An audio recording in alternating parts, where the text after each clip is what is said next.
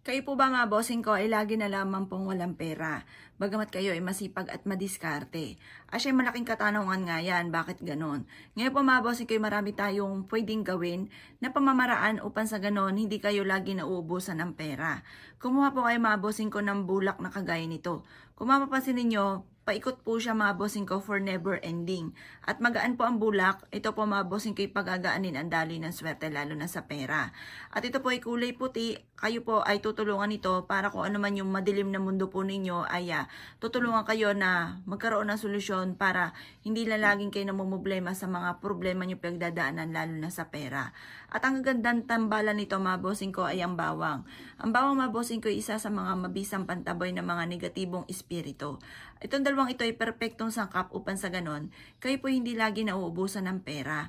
Kung kayo po ay masipag at matyaga at lagi ka walang pera, ay naku, huwag niyo po yung pagtisan. Mainam po mga bossing ko, subukan niyo po ito. Gawin niyo lang po ito sa umaga mga boss. Na mga badang alas 7 ng umaga. Harap ka sa may silangan mga bossing ko. Dala ito mga bossing ko at ganoon din ang inyo pong pitaka at ganoon din po ang inyo pong bag.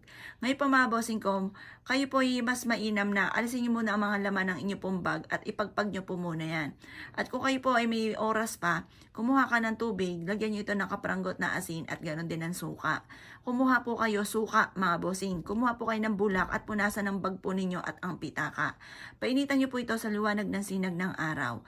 At pagkatapos mga bossing ko, pag ito yung pinapainitan niyo na, sabayan niyo na ng pag-wish sa bulak natin at bawang.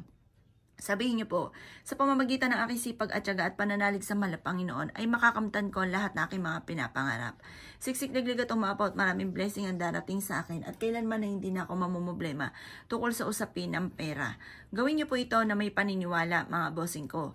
Kasi once na kayo po yung may alinlangan at hindi ka naniniwala at kayo mismo ay kumukontra sa inyo po mga ginagawa, ay mainam na huwag niyo muna itong gawin. Mas mainam may 100% kang paniniwala para mabilis matupad ko naman ang inyo pong hinihiling.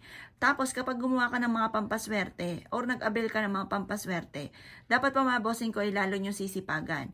Lalo ka mag-iisip ng mga pamamaraan kung paano ka magiging matagumpay. Ang ating mga pampaswerte ay isang kap lamang para tayo maging matagumpay. Ang numero 1 po niyan, sipag at tiyaga, pananalig sa itaas mga bossing ko at para wala ka ng pagsisisihan, saka natin sasabayan ng pampaswerte. Kasi minsan mapapansin po ninyo, masipag ka, matyaga, madiskarte, ginawa na lahat pero lagi ka pa rin minamalas. Kaya dyan papasok ang mga pampaswerte. Kaya kung kayo naniniwala at nais po itong gawin at nais ng pagbabago ng inyo pong buhay, mainam na huwag ka na magpatumpik-tumpik pa. Ito po ay proven na napakaswerte. Basta mga bossing ko, lalo nyong uugaliin araw-araw ang pagiging positibo at laging ibubukas sa bibig ang mga magagandang salitain. Kalimutan ang mga pangit na salitain. Dahil kapag ikay pangit magsalita, ikaw po'y pangit ding mag-isip, napapangunahan ka lagi ng mga negatibo sa mga bagay na hindi pa nagaganap, yun po ang inyo pong makakamtan, negative. Kaya ayaw naman natin ng negative, gusto natin ay laging positive at laging maganda ang mangyari.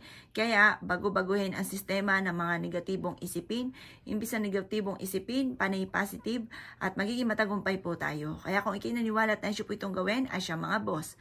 Good luck po sa inyo pong lahat!